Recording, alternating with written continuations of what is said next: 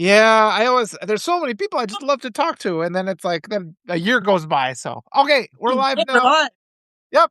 All right. I'm here today with Michelle Teheux, who is an experienced newspaper editor from the days, when we actually had a fourth estate. Back when we had newspapers. Yeah. And I mean, a lot of younger people just don't recognize just the extent of propaganda we're subjected to in the United States now. And I'm just sure we'll have a lot to talk about. So go ahead and introduce yourself and Oh, we'll launch well, ahead. I am Michelle Teheux, and I was the editor of a small town daily. I was not at the New York Times or Washington Post or whatever. I was at my town's small town daily, which actually was great for me because I could do it all. I could write the editorials, the opinions, oversee the staff, decide where our coverage was going to go, all the things. Whereas if you're at a big paper, you have to pick a lane and stick to it. Either you just do one thing or you just do another. I was involved in everything, and I really loved that. And Substack and Medium and other platforms like that are the closest thing I can get to that now, but they're quite different. And I was actually talking to someone who still has a legacy newspaper job about this. And we were saying how in the olden days, when I was still in newspapers, the great advantage of a newspaper was everybody got the same newspaper. A group of trained journalists uh, Yes. Yes. working together, not just one person, decided, like, I think this is the top story and this is the secondary. And, you got like maybe 4 or 5 page, about 5 stories on the front page. And generally, like, this one international story has to go, but also our local city council is going to raise property taxes. Also, there is a new business moving in that's a big deal, going to bring in a lot of jobs, blah, blah, blah. What do we think is most important for our audience? And now the news that I get and the news that you get and the news that your neighbor gets are probably totally different. Yeah. There'll be something I think is like, oh my God, news. And I mentioned it to somebody I know casually, and they're like, huh, what? And but Yes. Mhm. this is not good for democracy. Right. And I've been bringing this up in a lot of different ways. The reason we have these AI tools that they scan your content, they decide what's going to be triggering to you, and then they cultivate your fear, and then people end up making really, really bad decisions that are based on things that really aren't even problems in our society. They vote Oh, against us. oh yeah. And increasingly, it's a very small number of people. It's not, I mean, in my day, and this was still true somewhat, at least in a bigger newspaper, but it was certainly true at places like mine. We weren't like all of the same political view. I mean, we came from different backgrounds. We had somewhat different views on things.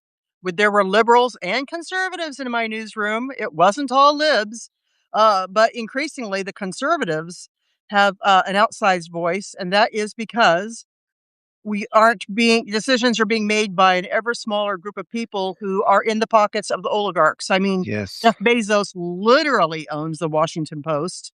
And the news that you see, if you're not getting it from a news source that's trying to be everything to everybody, and say what you want about the New York Times and things like that. I mean, I'm not going to defend them as being perfect, but they are made up of a vast number of people. There are a lot of different voices going into it, and they do have international reach. So they do have correspondents around the world and things like that.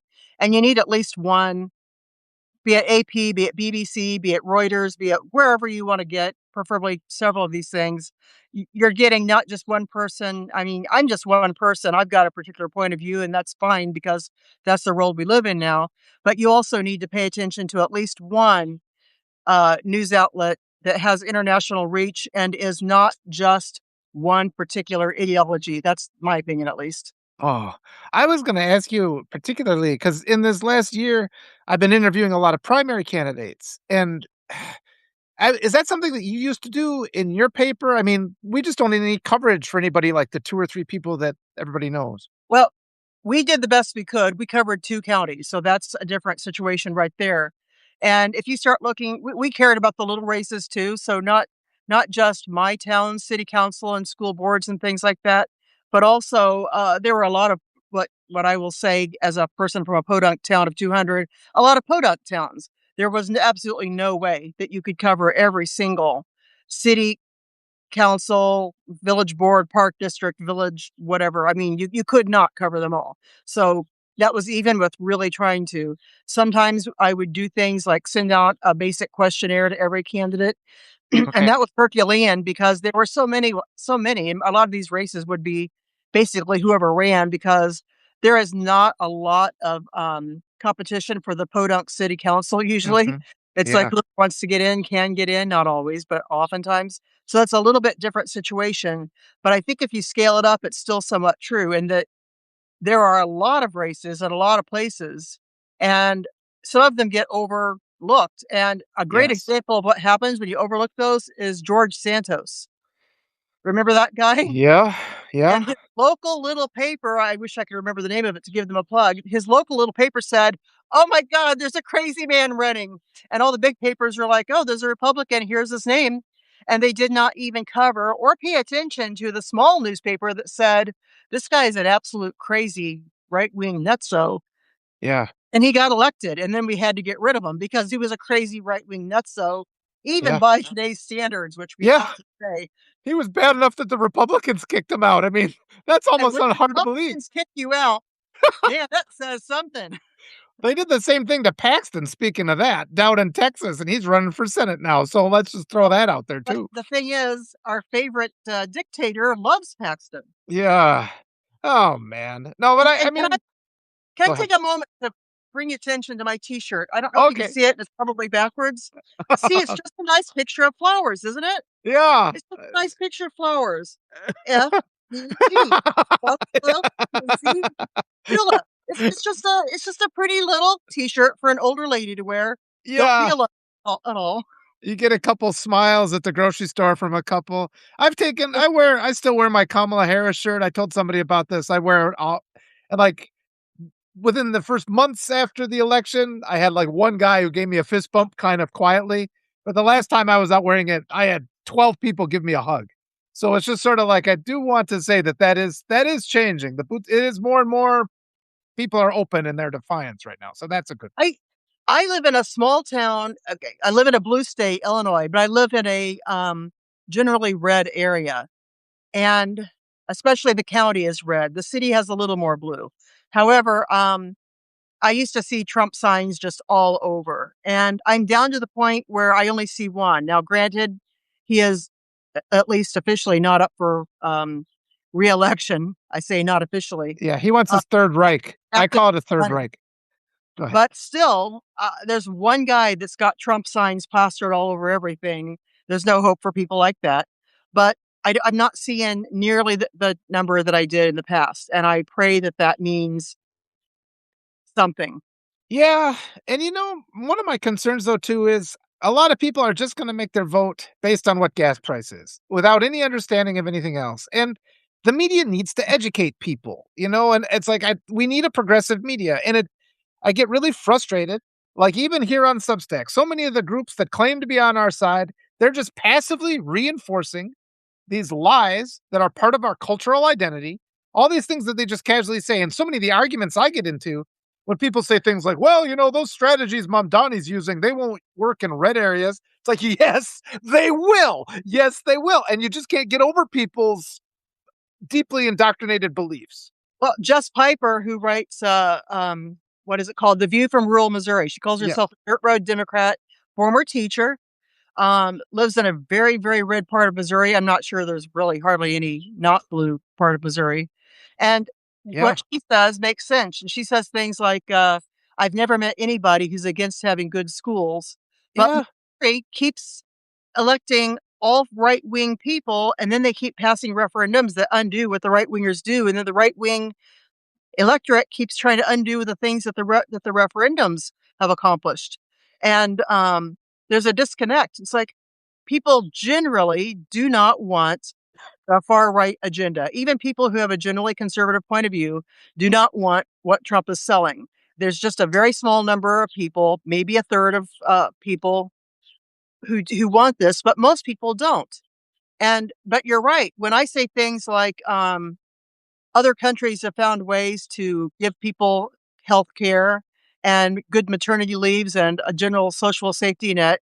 I'm married to a Dutch guy, so I definitely understand that it's possible to do these things and still live in a democracy. They're not living in red China. or whatever, like Yeah. made up communist area that they're terrified of, people in places like the Netherlands and Germany and whatnot, they can provide things that the progressives in the US want. And we're not asking for crazy shit here. We're asking, give everybody health care. Let's make sure that new mothers don't go back to work while they're still bleeding and milk Yeah. leaking everywhere. Let's make sure that babies are taken care of. Let's make sure that kids get a good education. These are not Yes. radical views. These are things that if you approach them the right way, almost literally everyone agrees with. Yes. All we're asking for. Yes, and I want we gotta hold our media to this higher standard. I was talking yesterday with, Deidre Keller about this need, in education to change, but we need the media to be a participant, and they like to claim, like, they're just reporting the news, but the reality is that they are pushing an agenda. I just really get frustrated when our media tries to claim, "Well, we're just saying what people think." It's like, "No, you need to show the facts," and when you air somebody who calls people, DSA candidates kooky or crazy or lunatics, those ableist terms. When our media makes the choice to platform somebody who says that, they are promoting a lie. That is the opposite of the facts. And that's as much in mainstream media. Well, we see it a lot on Substack too. And Oh, we just you need to see have it an every honest dialogue, what you're saying. yeah, you see it everywhere, and to some extent, there again, when I was the editor of a small town paper, I made it a point to try to have a mix of voices, especially because I live in a red area. I'd have been hounded out if I tried to do only my own points of view, and that wasn't what I was trying to do. I was trying to provide a paper that, and by the way, nobody really worried that like your coverage of the park district is left wing. It's basically on the national things. And honestly, there was not one person in my town that had anything to say about immigration or abortion law. I mean, we weren't even controlling that. But uh, if I had worked at a bigger newspaper where I was covering national news more, then yeah, you would have some point of view on national issues. But I guess what I'm trying to say is there's certainly a place if you're trying to serve the entire public to not represent just one single view. And I really tried to do that. And not once did anybody say, I really appreciate that you're really reasoned. I was always accused of shilling for the other side. And I would tell them, like, literally, like, on Monday, I've got one liberal and one conservative columnist. On Tuesday, I've got a non political person and a middle of the road. On a Wednesday, whatever. It didn't make any difference. I might as well have just put all socialists or all right wing Yeah. Tea Party people in charge. It wouldn't, people will not appreciate you for trying to be balanced, even if you are trying to be balanced. Right. But we don't even have that now because, I mean, I'm a one man show. You're a one man show. Um, I've got a particular point of view. And when I was editor, I would not have worn this fuck Donald Trump shirt when I was editor. I didn't put election signs in my yard when I was editor. I've got one in there now for the Democratic candidate for my local county board. I would not have run that because I needed to give as fair a view as I could, try to provide the news to everybody in my area. Well, I'm not doing that now. I've got a point of view, and I definitely, if anybody's read me, I've definitely got a point of view. You'll definitely know it. It will not take you very long to wonder. I wonder where Michelle Teheux stands. Oh, you'll know. Yeah. You know But I where mean, Walter stands. but you're And, talking about too, I mean, working in an actual physical newspaper was a while ago, and that the oh, it political was climate fun. was different then. Yeah, so I mean, back then, yeah, okay, I mean, you go to Eisenhower conservative, I would totally vote for Eisenhower if he was running today, so it's like the way that has changed over time. But just this, you said it in our chat prior to this meeting, the right has gotten so extreme that we should not even engage with them. And I think I absolutely agree with you on that point. I mean, there's all these creators we see on Substack and other places where they think, "Oh, I'm going to debate a white supremacist and own the white supremacist." And all they do is normalize their beliefs, they spread their beliefs, and if we just stick to facts, it's like this is a fact. Like vaccines save lives, that's a fact. That is not a left-wing statement. That is not a right. That is nothing. That is just a fact. And if people are attacking you, they're being dishonest and they should be dismissed. Your thoughts? We can't politicize every single thing in this country to the point that the fast food places someone chooses are politicized. Yes. Yes. And that's dishonest, right? I mean, we have to just acknowledge the right wing, all they do is lie. All they do is whatever you say. And this has been ongoing with me too, because people are like, well, we can't say democratic socialist. We need to say social democrat. I'm like, there's no magical phrase that's going to make the right start being honest and engage with our ideas because they are liars and They're deceit. gonna call us a communist no matter what, and I don't know if anybody's ever looked up what a communist is. Yeah. It's the president of the United States, the guy bought up all the industry, the means of production. Yeah, what's his name from Germany? The, Nazi propagandist, Goebbels? Yeah. Uh, Okay.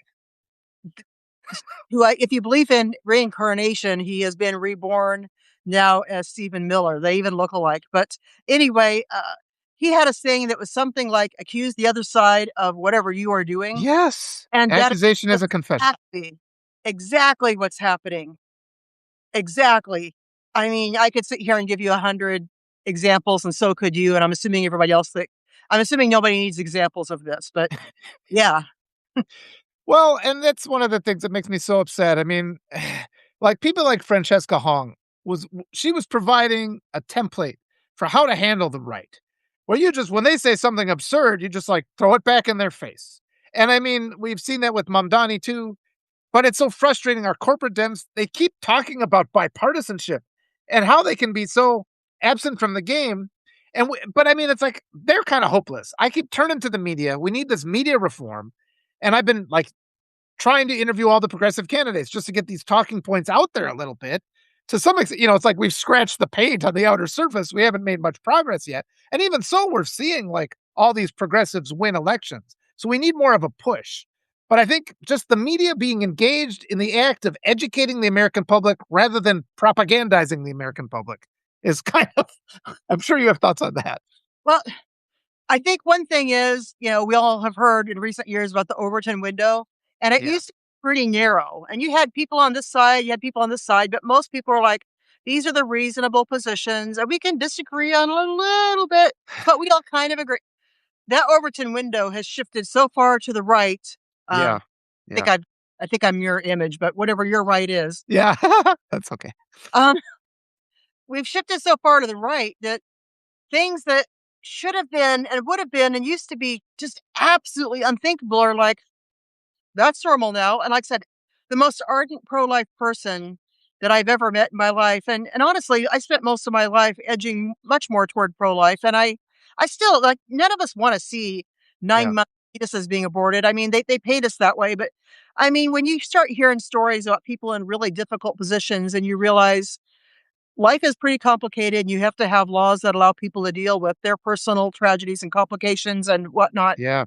Yeah. But they paint it as this extreme. And yet, if you talk to almost anybody, even people who call themselves pro life, if you say, if you are having a miscarriage of your wanted baby and you go to the emergency room because you're bleeding out, should something be done or is that just Yeah. God's will and you should bleed out?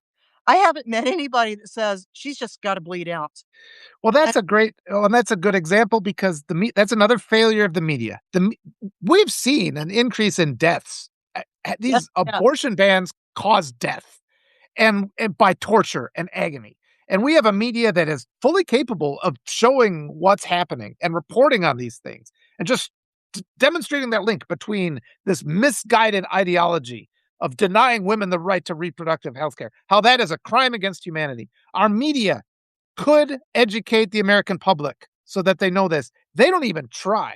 They step back, and it's our oligarch owned media that just steps back and it's like, the people make up their mind about these things. And it's like, that is bullshit. The media has a responsibility to report on this, and they have failed.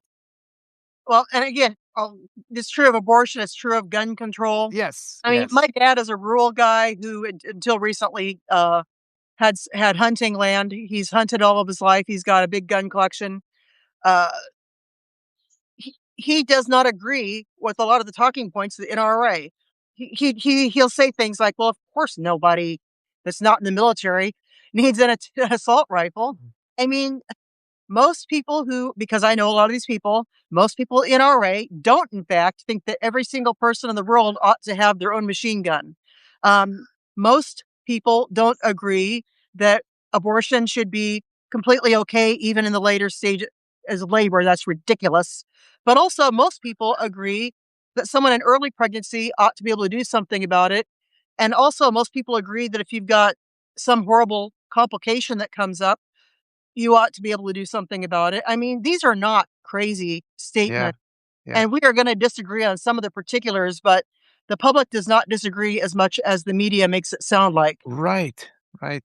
And that's the media is making these choices to frame things in a way that incites further division because, again, it is a propaganda mechanism. And what really frustrates me too is, particularly on places like Substack, where we have the journalists who came from that mindset and then they got fired or whatever, but then they still bring the mindset to Substack when you're not held by the same standard. I mean, I've talked to a couple candidates. I was on the radio and I asked a radio station, can you interview these candidates? And they're like, well, we're bound by these regulations. We have to give equal airtime. But you and I are not bound by that. We can interview whatever candidates we want, whatever we want. And to just see so many people with these huge platforms who refuse to, they'll just go along with the corporate media stance of, well, that person is a fringe, just everything they say is really radical, when all they're doing is saying common sense reform, like public funds used for public good, and we have people even within independent media who are so indoctrinated with that big media mindset of propaganda, that they become part of the problem. I guess I end up fighting with so many people are just getting so angry. Well, here's one thing that I see that I've discussed with a lot of people who generally agree with me politically, people who are somewhere on the left side of things. Uh, and a lot of us are having this debate, and I don't have I'm not sure I'm right, but it comes down to this. Um, well, okay, let me back up one thing and say that the people in power right now never lose one moment's sleep worrying if they're going to upset people like us. They Right. will go for Second Amendment absolutism, absolute abortion ban, um, punishing trans people just for trying to exist, blah, blah, blah. They do not worry. What is Michelle in Central Illinois going to think about this? She might be upset if we take things too far right. That has never occurred to anybody in the far right. They have the power and they're going to push it as far as they can. And when the Democrats get in power, we have an opposite thing that we do, which is, oh dear me, what shall we do? We do not want to upset the centrists and the far right. Perhaps we should remove a few little restrictions, but we can't take it too far. People will become upset and then they'll vote for Republicans instead of us. And Yeah. I do think that trying to go too far left is going to push out the moderates. I don't think we can deny that. I mean, I do think there's a balance here, but again, that Overton window has shifted so far to the right that Mhm. now we're like terrified of making the most teeny tiny little, like maybe we could give some health care to some people if it doesn't upset the Yeah. Republicans too much. But the thing is, we are seeing, like, Texas is a great example, where they've got a progressive chair who's, Scudder, I think is his name. He got elected to, and he's running progressives in every, and we're seeing these progressives win these down ballot races. So a lot of the assumption that the media pushes, like that whole idea of, oh, if we go too far left, we'll push away. It's actually what we're seeing is a lot of people on the right come around. These are the things that they're looking for. And it's just, it gets repeated with such, but again, it's the media abdicating their responsibility to just educate the public. You know, uh, I was talking with my wife about this, like these cultural problems in the United States. And my wife, like you, my wife is Yeah. an immigrant. Mine is from Peru, and she was like, "What is with this country where it's like everything is at like this extreme level? It's like you just can't be like go to church. You have to be the extreme person at church, and it's like you have to give 150% in every job. Otherwise, it's like that's mathematically impossible." And I'm like, "Well, it's supremacy culture in the United States. We are indoctrinated and groomed from the beginning that unless you are like the peak superior one, all by that you're worthless, that you have no value whatsoever."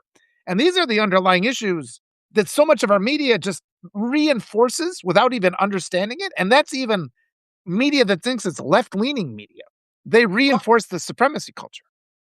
the internet gives us a winner take all culture. If you go back to humanity's roots, if you were the best senior in your tribe of like 50 or 100 people, and also the tribes around you that you had some intermarriage with and stuff, and it's like Walter Rhein is a wonderful He does the rituals better than anybody. Oh Yeah, god, oh, great. But if all of a sudden you gave those, tribal people, Substack, Facebook, etcetera, yeah. maybe everybody, Walter, we thought he was okay, but now it turns out this guy that lives across the water, it really, and we're all gonna watch the guy from across the water. We don't pay attention to Walter anymore because we thought he was pretty good, but that's before we knew about this one guy across the water, and every single tribe thinks this guy's great. And honestly, that's what happened. Why do you think Taylor Swift is so popular? I mean, I have no opinion about her music because I'm old. I listen to other stuff that was made before Taylor Swift was born. I've got nothing against her. She seems great. I guess I honestly have no, I don't know any of her music, but again, this is not a slight. Please don't. Uh, but why were so many people borrowing money to go pay whatever her tickets cost, but a lot, to go see her when they could go every single weekend to see somebody local who Yeah. probably had the same amount of talent, who's playing in some local bar or festival, who actually would talk to them afterwards and say, "Thank you for coming to my show." And like I try to go see as much local music as I can. Um, I absolutely would go see some national acts if I had a little more money for it. That's fine. That's not bad. But the same thing that's happening in entertainment is happening to politics, which is the people in your circle that you would get to know naturally get no attention. The national slash international Yes. get all the attention. And how do they get the attention? They've gotta stand out. They need to do something extreme once in a while to get attention, Yes. and then once you've got that attention, you have, if you wanna keep it, because everybody's an actor now, everybody's a journalist now, everybody's a photographer, everybody's a celebrity, everybody's trying to get attention, and just being normal, average, everyday, middle of the road does not get you attention. You either have to take off your clothes or be really funny or really unique or really outrageous. The Tate brothers, God damn them, Oh, got yeah. attention being really outrageous. And you would think that would make people hate them. It does make most people hate them, but they got attention, and attention is gold in today's attention economy. And I think a lot of those people too are propped up by, whatever dark money, whatever industry there is. I mean, who in their right mind would give Joe Rogan $100 million? But again, he's the one who only gets a market share because of censorship. And I don't, I get tired of the only thing on the radio is Taylor Swift. I'd like to listen to something else every now and then. And this idea of, but we see that over and over again. We see that in the media, or we see that in politics, where well, this candidate, he's been in office. He's run a 2-year term in Congress for the last 50 years. And it's like nobody's allowed to run against these people. And in this last year, as I've interviewed candidates from all over the country, I found the obstacles that are put in place to prevent primaries. And they don't want to have this job review of a primary challenger. And we always defend incumbents, whether or not these incumbents are awful. And we should make it more normal that we get a guy in governor, he runs one term, we don't like him. We're going to run a challenger. Doesn't matter that it's an incumbent, that person is not doing the job. But the media is so complicit in this, where they just don't ever have stories about these things. They just go along with this status quo. And so many of the big speakers on Substack, but also too, we have this issue where people without merit and all can gain these massive followings. People just make the assumption because they have all this money, there's some value there. When the reality is they're just, it's the accusation as a confession thing. They are, liars and cheaters, people that have inherited fortunes from prostitution rings and things like that. Then they turn around and accuse us of being morally depraved. I mean, this is the culture we're in. And good voices are just suppressed. And that's what that's what to me is, I think people are waking up to it maybe a little bit, but that's the thing that's frustrating. That's what we have to change. hi, Brenda. Yeah, that's how it's going up on my I better watch what I say. okay. Well, again, the fact that we do live in a winner take all society, and there's people on the top, and the rest of us are all, also Rands. You and I are probably never going to have the reach of the top few Substackers. And if we were on TikTok, we would not be one of the top few TikTokers or whatever. Um, there's always going to be a few people that rise to the top, and it's almost never going to be a middle of the road person that says reasonable things. It's almost always going to be somebody who Well, But that's an So inherently flawed system, don't you think? I mean, that is an oppressive that deliberately suppresses some people. There's big money. It's not inherent that awful people will rise to the top. That's a yeah. corrupt mechanism, where oligarchs are feeding bad actors, presenting them. I mean, people like Erica Kirk are totally manufactured. I mean, Oh, she has no merit. I bet though if I met her at, say, a mom's group, and we would probably agree on some more things than we wouldn't. Well, some of her stuff. I mean, she's going around telling young women she's got all of her master's degrees, and she goes around telling young women that they should drop out of college. It's like Or she's so blatantly hypocritical. I don't believe she even I mean, I don't know this woman, of course, but I don't believe she even believes that. I believe she believes she can get attention for saying that. There's a reason she got master's degrees and things like that versus just perfecting her pie making Well, skill. I think she's a plant. I mean, she's out there causing a lot of damage to young women. When she's Well, telling young women, "Be a trad wife, just obey your husband," and then she's sitting there with multiple degrees, and she's not popular. They inflate her popularity. she's an attractive woman. She looks good on camera. I'll give her that. I think she was a beauty queen. It's amazing how many of these women who have a big audience were beauty queens. And so the idea that, like you just kind of touched on, the idea that we live in a meritocracy and people, people will, best people will rise to the top is so absolutely ridiculous. When people believe that, I want to say, did you ever have a job? Yeah. Were all of Yeah. your bosses the best possible bosses? Were the people running the corporation that you may have worked, did they seem like talented, intelligent people? Some of them are. Some of them are absolute thumbs. And Yeah. there's all kinds of reasons people succeed in life, and sometimes it's because he's really tall and good looking. She's really pretty and speaks well. It's sometimes it's they had a rich daddy and they went to good schools and they made good contacts. Sometimes it is that person's really intelligent and talented and works hard. That happens sometimes, but that's not the easiest path to success. It's a lot of different things, Yeah. and I think well, in that's the my United core message to society. And my novel, The Trailer Park Rules, as well as my compilation of essays, Strapped. I almost couldn't think of it.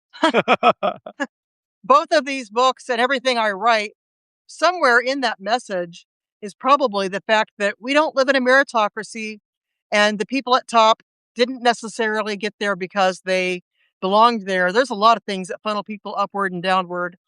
And if you please the meritocracy, if you please the oligarchs, that helps you get ahead. I mean, I'm pretty sure that if I were to write, you know, about how great people like Elon Musk are all day, people Yeah. like Elon Musk, if I were on Twitter, I left Twitter, call it X, whatever you want to call it.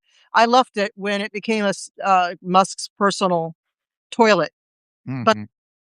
I was never going to be successful there because I didn't kiss the butt of people like that. If I did, he probably would have elevated me. I mean, he could just turn a dial and help people who he agreed with make buku bucks on Twitter.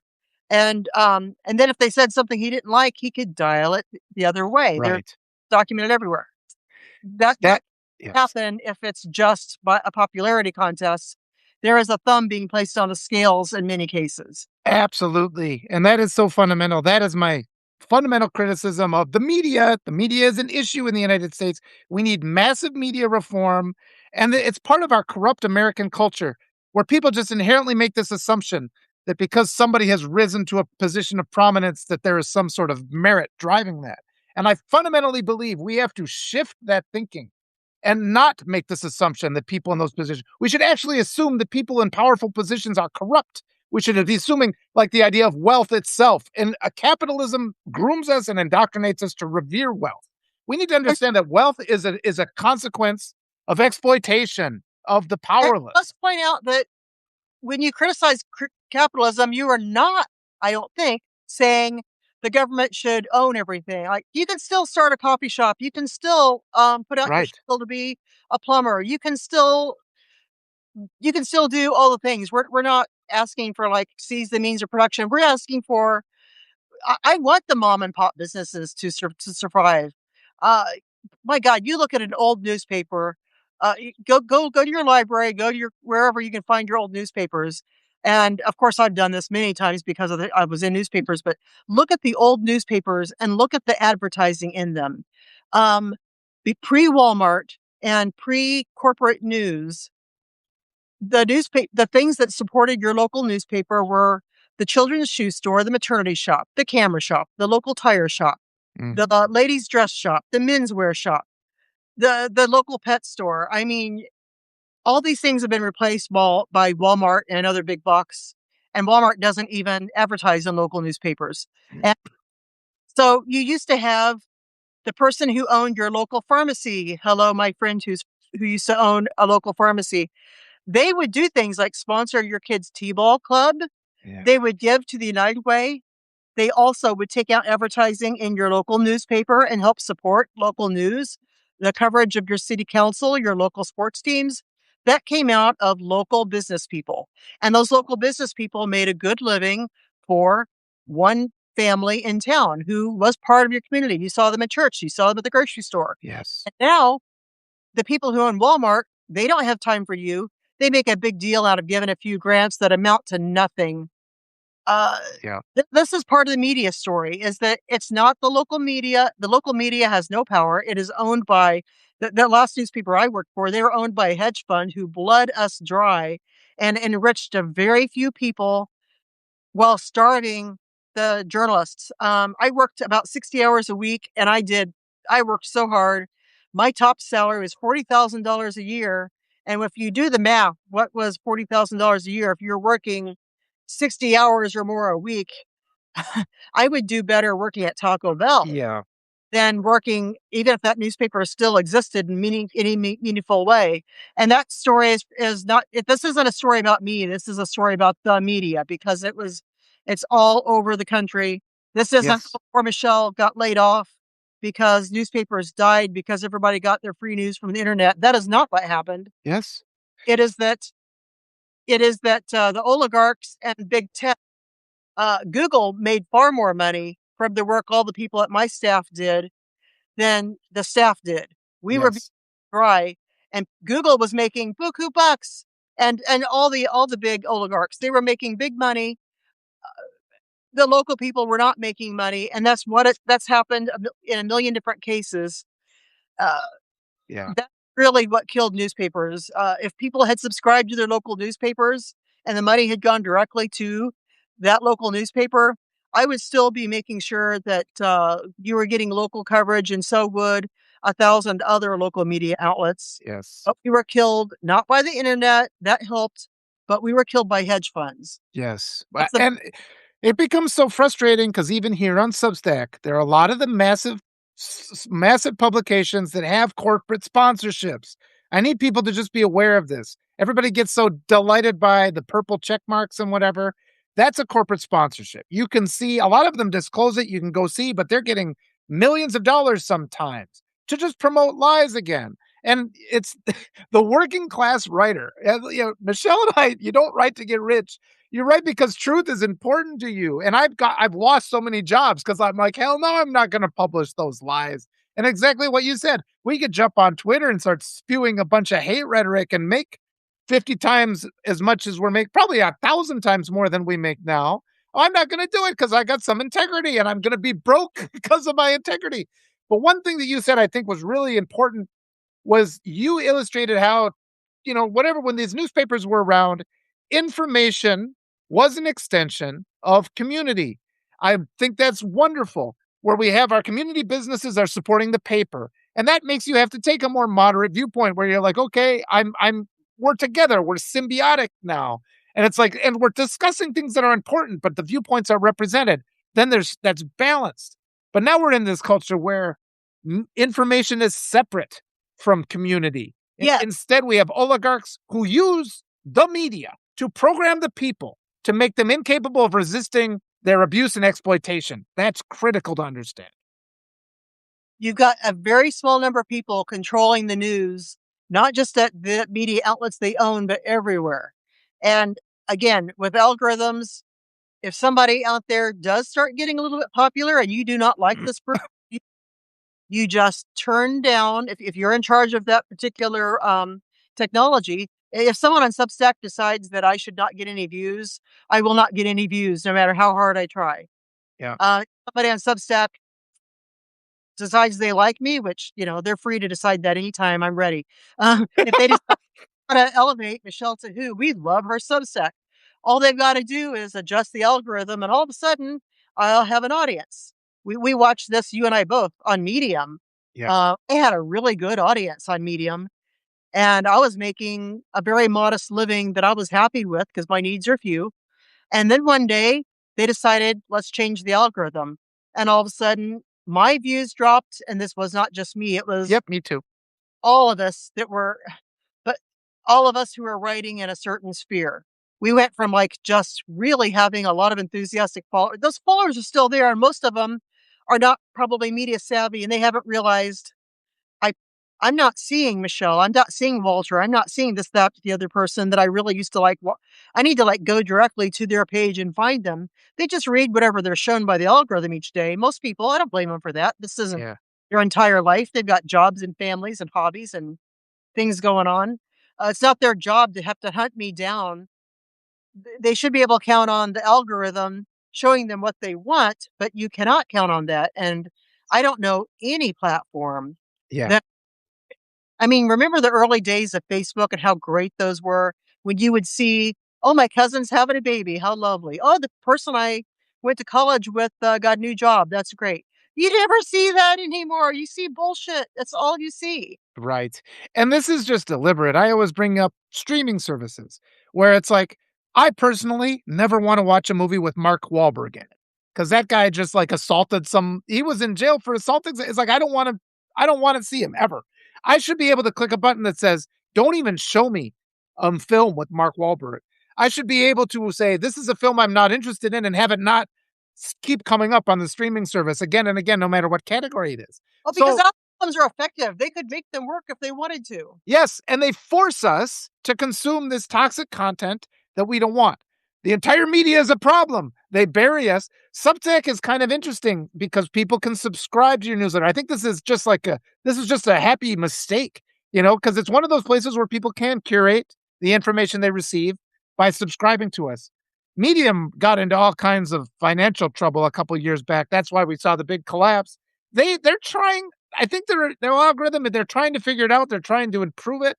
Um, but they still don't allow you, and you can do an email subscription model with Medium too, but they still don't allow you to tweak the dials of the algorithm yourself. It's like we need to start demanding this. I want a media that should be a constitutional amendment, actually. People should have a right to filter the content that they consume across the board. And nobody's even talking about this. The one problem with that is I really fear what choices some people would make because some people would filter out all truth. They're like, I don't want to see somebody who isn't completely far right wing. They wouldn't put it that way, but that's what it would end up being. And in fact, a lot of people will tell you, like, I go visit my elderly parents and Fox News is on. They've got 14 different TVs in their house and all Yeah. tuned to Fox News day and night. Those people sort of have chosen, and they've chosen badly, and they're doing themselves a disservice because they are not getting. I mean, I actually do kind of.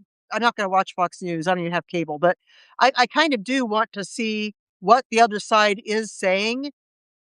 It frightens me, but I kind of want to know. Uh, so I don't know that we want allow. Yeah, I mean, it's an ongoing. I mean, we also have to have it hand in hand with education. I was talking Yeah, with Daedra before, and she was saying even in her cohort of law students, they just don't know how to differentiate good sources between bad sources. And oh, so, but I right. think we do have to have some choice.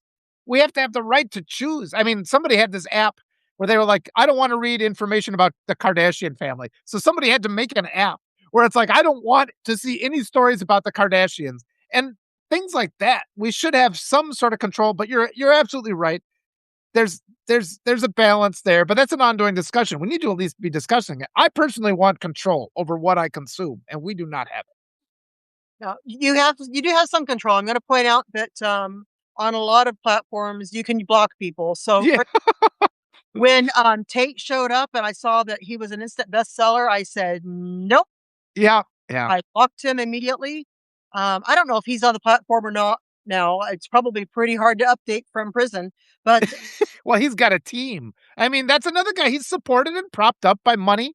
Probably the same money that props up that guy probably props up a lot of the other publications that people then subscribe to. And you got to understand those publications. There's people like Kinzinger's got like a $400,000 contract with some news source, yet he's on Substack. Why? Because he wants to take the sponsor money that would otherwise go to a person like me so that they control the narrative. We do not have diversity in opinions in the United States whatsoever. And that's how come we have a sex offender in the Oh, Oval Office. we have them, but you won't see them. You won't find them. Yeah, We they're have buried. Yeah, one. absolutely. Yeah. Yeah. Some Again, some right to equal time. And I brought this up a lot. Our candidates, though, like the primary candidates I've talked to, the ones willing to talk to me tend to be very, very progressive. But even they haven't really discussed this. It's sort of like we're all passively just allowing, like, well, this is the way the media is, and that's the way the media is always going to be. And just this complete lack of understanding of the fundamental need for media reform. I can make a little bit more headway when I talk about the dangers of screens, because we know that screens have completely destroyed the brains of our kids. It's just poison. They're holding poison in their hand that's teaching them to hate themselves and to kill themselves and to just cause all these problems, bullying, and none of that's regulated. to be fair, exploiting children is very profitable. To be fair, to be fair, I was gonna. I like how you push back against me and then you hit me with one of those, which is just yeah. Well, so is slavery, and that's another thing the right wants to bring back. Slavery made some people a lot of money, Walter. Huh. Well, and we worship profit here because this is a white supremacy culture. And until we just need to, you're not even allowed to discuss these things, right? It's like the mainstream media. I've tried to do this on bigger platforms. At times I've gone to talk to them. And that culture conditioning of people that are good people. But when you start pushing at that deeply ingrained program truth of this country, just saying, well, maybe white supremacy is the issue.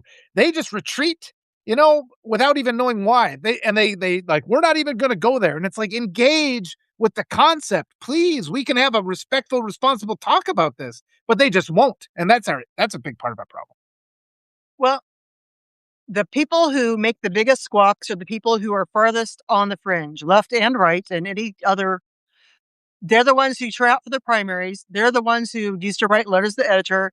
They're the ones who plaster their car with bumper stickers, etc. The people with the most extreme views. Again, left and right. This is true. The people who show up for the general election are generally somewhat less polarized. Although, again, we're getting more polarized all the time. Yeah. And I mean, back in the day, I appear to be far left, but I haven't really moved. Everybody else moved, and now I look like I'm far left. I used to say I was an independent. Well, I'm not an independent now. Our democracy is dying. I used to say endangered, but I think I have to change that to Yeah. dying. And, I used to vote for the occasional Republican. I loved Ray LaHood, who was my district House rep. And later, even as a Republican, he was transportation secretary under Obama. That's because the guy was a reasonable conservative. I am so sad to say that his son is now my rep, and he is a Trumper, and it breaks my heart. Where did this go wrong? I loved Ray LaHood. I freaking hate Darren LaHood. I'll just say it that way because it's true. And even today, if I run into Ray LaHood in public, which, we both live in Central Illinois, it has occasionally happened. I was once on a plane with Ray LaHood. I still like the guy. What went wrong with the son? Yeah. I haven't changed my views. I am still a leftward. I'm still a little bit left of moderate. And I probably have moved a little bit left in response to society moving a little bit right.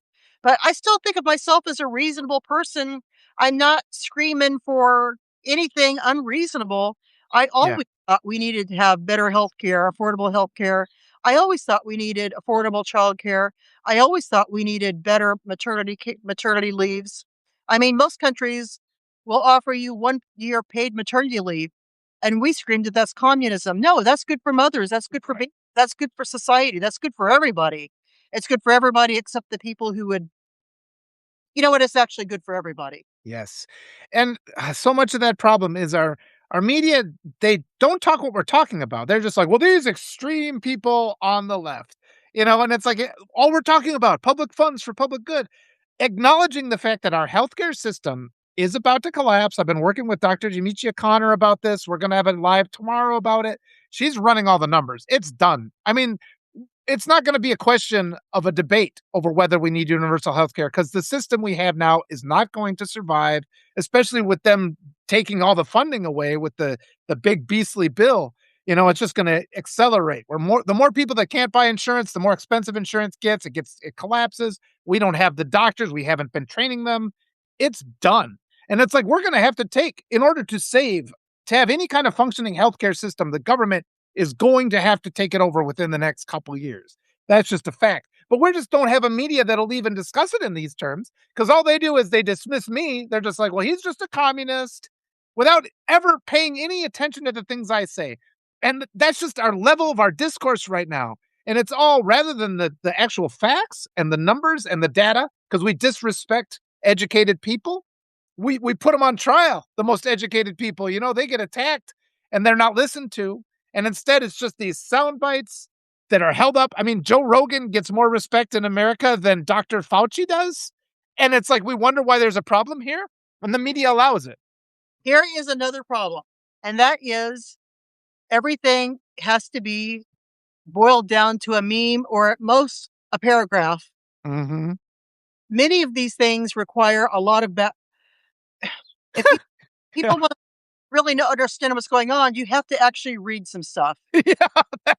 I have a I have a really unique background in that years and years and years of being a reporter meant I had to research a lot of things. If I were interviewing somebody about something, I had to do a little bit of research. And some of this research had to be done before the internet even existed, you guys. Yeah. And Me so too. I was never like a specialist. I was always a generalist. So sometimes I would interview a celebrity, a minor celebrity. Sometimes I would interview the mayor. Sometimes I would interview a homeless person. Sometimes I'd interview the CEO of our hospital. I mean, I interviewed all different kinds of people. Um, you name it. I probably did a story on it at some point. And then I also spent a couple of years doing copywriting, which again meant like when you get a letter from your local hospital and there's a message from the desk of the CEO, someone like me wrote it. He or she didn't. I wrote, Okay. dreamed it up. How did I do that? I tried to imagine what he or she, usually he, would have said. And I looked at their website and I looked at what we'd already written. Like, he probably would say this if he cared to write it, but I'm going to write it. So I actually know a lot of stuff about a lot of stuff. I'm not an expert in very many things, but I know a lot. I've had people who casually meet me mention a lot. Wow, you know a lot of stuff about a lot of stuff. It probably makes me insufferable. But also means that I can base my opinions upon facts more than most people can who don't read. And a great example of this is hospitals. You've got an administration that has gone to war against the small rural hospital. There is a small rural hospital walking distance from me. If I get up and start walking by the end of our life, we could be at the emergency room for my hospital. And it is wonderful. I would not go there if I needed a triple bypass. But when I cut the crap out of my finger being Yeah. stupid, that's where I went. And you know what would happen if I were a really rich person who was in my area who had a heart attack? You would be taken to my local hospital where you would be stabilized and given the emergency goods. And then you would be taken by either helicopter or ambulance to the much bigger hospital across the river that's probably 20 minutes away, if that, by car. By ambulance, that would hopefully be faster. And people forget if you do not prep up the rural hospitals, Yes. that is the basis of a lot of the Right. healthcare. And my rural hospital can handle most things. If I were a young woman pregnant with a high risk pregnancy, I would not give birth there. And you can't give birth Yes. there now because they closed the maternity wing, which is a travesty. They were afraid Yes. to give birth. It's been happening. Yep. She gave birth to the first baby of the new year in, I think it was 1999 or something like that. We did a story on it. That was fun. um, it had like it was the best place to give birth unless you were having a high risk pregnancy or multiples or something like that. And we are destroying our local newspapers, our Right. our local hospitals. We're destroying our local everything because we're consolidating to winner takes all. Yeah. They're just two really fantastic teaching hospitals across the river from me, and that absolutely that's where I would go if I were having a serious medical problem. But again, just as my local newspaper filled a need, my local rural hospital fills a need, and Yeah.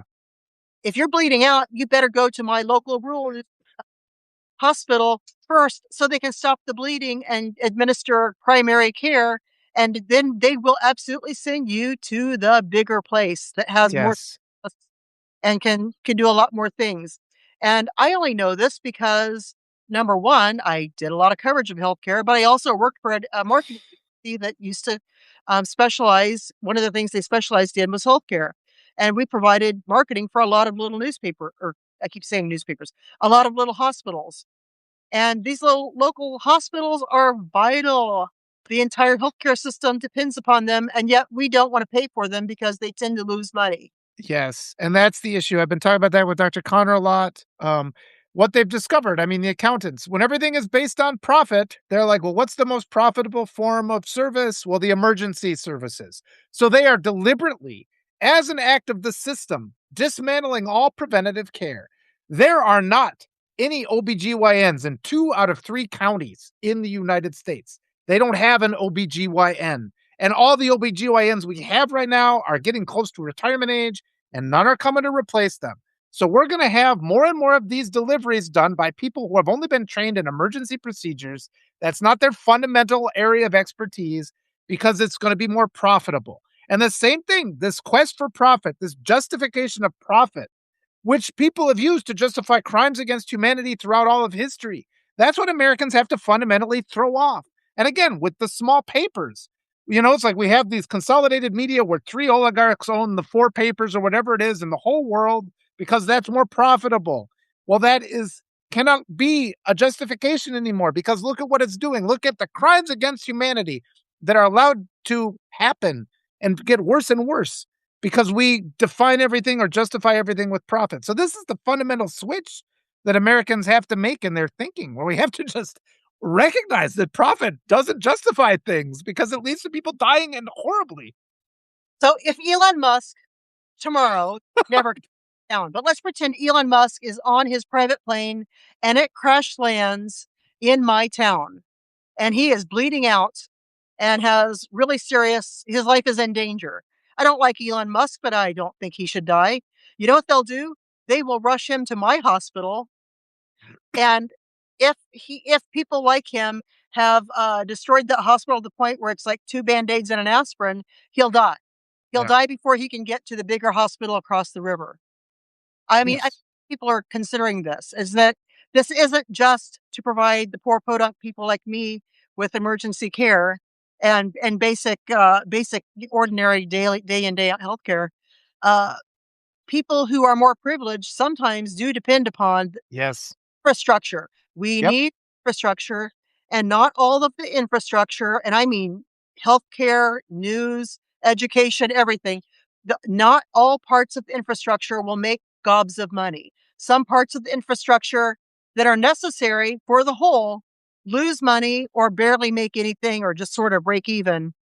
And again, the purpose of my local hospital is not to make billions of dollars. It's Yeah. help make the entire healthcare system function. The small general practitioner that you take your kids to for their routine, the kid's got a cold or something, you're not sure what's going on. You go to the ordinary primary care, maybe not even a physician, maybe just to the nurse practitioner who will probably do a great job. And that person will handle that. Uh, do you make a lot of money, writing prescriptions for kids who just have some minor thing? Yeah, you probably don't. You make a lot more money providing, Mhm. oh god, my husband had both of his knees replaced. That is a money maker.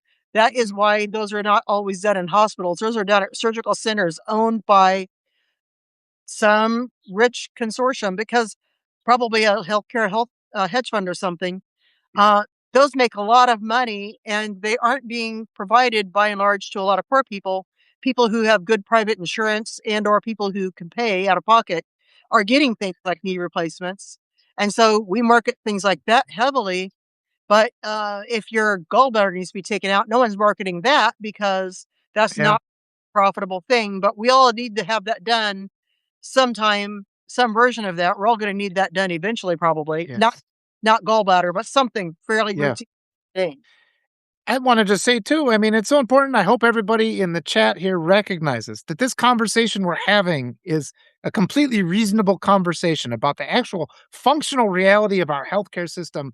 And you will not, I guarantee you will not see this conversation anywhere in the mainstream media. I've been appealing to a lot of the big creators on Substack to continue to have these conversations. They reject me or don't respond to it because so much stuff is in pursuit of this corporate ideology. I've been talking a lot with Dr. Connor. We're trying to expose the reality of this imminent collapse of our healthcare system, which is going to affect every single person in this chat, every single person you love. It is going to happen. We need to talk about these things. But when I talk about it, I'm dismissed as being a communist because that's the corrupt river of culture that the United States is. That's what we have to change. The candidates that I've tried to elevate, they're all dismissed as being fringe candidates. This is a reasonable and important conversation. We have to demand reform in our media so this kind of information is proliferated so that when people go to vote, they vote with knowledge about which candidate on the ballot is the one that is going to save not only their life, but the life of everybody in their family. But you know what? The same conversation we're having about the media and we bled into healthcare a little bit. We could have this exact same conversation about our food system. We could have Mm-hmm. the exact same conversation about our transportation system. I mean, you name it, we could have this conversation about it. Yes. 'Cause, Yes. like, if you wanna talk about our food system, people are Yes. let us because 'cause they're afraid they're gonna shit themselves to death. Yes, and it's because our media has devolved. It is so corrupt right now. It's devolved into just nonsensical stuff, trying to make us divided, make us fight each other, not ever engaging in any facts, just normalizing extremist right wing views while they dismiss our views. And like what you said before, I never used to be a person to put bumper stickers on my car, yard signs out. I have to now. And it's not because I've changed, it's because everything has gone so far to the right. It's like the urgency of this moment is so we have to take that kind of action. And our media could be lifting us up. It boggled my mind that I got absolutely no response from any of the people I said, "Hey, I interviewed this candidate. You should go interview this candidate too." The one place that paid attention to me was Fox News, I was which just gonna ran a hit piece. Go ahead. What was that? oh, you have to tell your Fox News story, Walter. That was outrageous. It's I just yeah. Well, what was your thought? I never actually watched the clip. I just got mad about it. Oh my god. My take was you actually did an interview that nobody else bothered to do, and then they took your interview and they ran part of it, and then instead of saying, "You know, this person's actually pretty reasonable," they attacked you personally without knowing anything about you. They said something I believe they said something like, "You probably can't get laid," and I'm thinking, "He's been married to one woman for 15 years." I mean, I don't know anything about your marriage, you haven't told me, but you don't feel like somebody's out there trying to pick people up. I mean, I don't know, maybe you got a secret life I don't know anything about, but they were they were just, like, crucifying you. They made fun for taking a drink of coffee. God damn you, Walter, you drank coffee during an interview. How could you do that? You're a beta. They literally called you a beta. They don't know anything about you. They don't know anything about you, and they didn't attack anything you said or anything you did other than drinking coffee.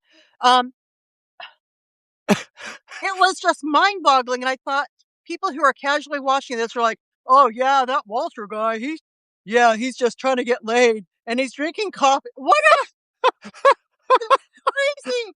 It was beyond crazy. Well, it's only 9 a.m. What else am I? Yeah, you go to work, and then they insulted you as they stole their work, and they insulted you randomly and crazily. It was the most bizarre thing I've seen in a while, and I live in 2026. Yeah. Well, thank you for that. Like I said, I didn't want it. Coffee is life says, Walter, you got under their skin. And that's kind of the way I look at it too. And I don't know. It's funny to hear this, but I mean, she won. Malat won her primary, and they're so afraid. I mean, and this whole structure that we're living beneath, this oppressive structure, it is crumbling. Well, our job right now is to direct it so that the remains don't land on people because it's coming down. It's inevitable now. They've been so incompetent, and that applies, to the media. It applies to politics. It's our legal system. It's our food supply. It's our education. Everything is a disaster, and we need to just stop dismissing people that are calling out the warning and start paying a little bit of attention to self-preservation, you know, because the oligarch media, they're paying all these guys. They're like, oh, you know, he's out of his mind. He's what he's saying is really extreme. But it's like I know mathematics. The math looks pretty bad for the future of our civilization unless we start Math getting is not smarter. mathing, and I say this as someone who was always very bad at math. I was the first. Um, I published a renegade mimeograph newspaper in sixth grade and stopped doing math because my teacher was. It took him a while to realize I was doing this. And he realized Michelle hasn't been doing any math. She's supposed to be doing math on her own time. She instead started publishing a mimeograph newspaper. that's that's kind of your calling showed up early. We're kind of over our time a little bit, but it's always a delight to talk to you. I want to compliment you on just where you are. It just looks beautiful. Looks like you're in paradise. I want to be where you are. Cost paradise. I don't know if anybody can see. This is my $350 pool. This is my tree house that was built out of scrap wood. Um, these are my little trees. I've got a forest in my house in winter. I've got a lemon, a lime, and an orange tree. Um, this is my olive tree. I'm growing. I've got a coffee. I've got two coffee trees over there. That's like a mental health clinic, is what I see. A mental health clinic. I've got a goldfish pond that I personally dug by hand myself about 10 years ago. I mean, I this country has got a lot wrong with it. I try to do the things for myself that I can that are within my power to try to give myself pleasure because otherwise I can't afford to go out and spend money having experiences. I my ass sits at home most of the time and I've tried to make my home to my liking on my budget and I would encourage everybody to do that if they can. Not everybody Yes. Yeah. because yeah, I'm not gonna go make money for other people doing fun things outside my house if I can't afford it. I'm going to feather my own little nest, and everything around me you've seen is a do-it-yourself project. Perfect. Peter says he's coming to move in, so be ready for Peter. Oh my god, I'd love to rent from somebody and make a little money. I let's talk about. I mean, before you go, let's just mention where people can find you. And I mean, you're the author of the trailer Park Rules Park was just rule. a brilliant book. I really appreciated that. So let the people know where they can find you and where they And can find your books. I am untrickled, and of course, that's a play on trickle down economics. And so, yep, everything I write about has to do with the fact that systems are not serving us; they're serving the few, not the many. That's what my message really does boil down to. It's not just about trickle down economics. It's really about the whole system. Everything you said about the oligarchs being in charge, I'm in charge. I want ordinary people to have a lot bigger role in our society, in the media, in healthcare, in food production, and everything you can think of. I do not want a handful of people in charge.